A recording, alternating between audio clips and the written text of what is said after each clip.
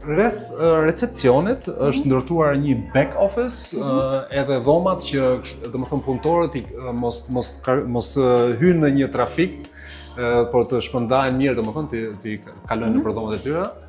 Edhe po ashtu është edhe dhoma e punëtorëve, ku ideja ka qenë për herë që të jetë një dhomë ku të ndjen mirë. Po, kjo dhomë thjesht edhe të ofton të ulesh, sepse që nga arreduar shumë bukur.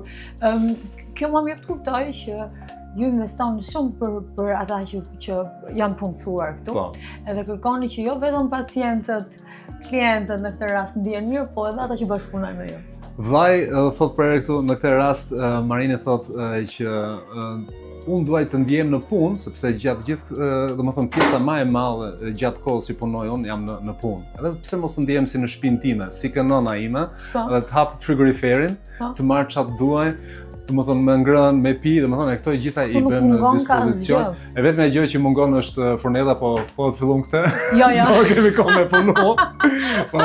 Domethënë deri në balkon që kemi krijuar edhe atë mundësinë që të ulen edhe në kohë të mira, edhe se nuk kemi aq shumë si në Shqipëri, por ato paktën rrezë që t'i kapin në kohën e pushimit jemi përjashtë.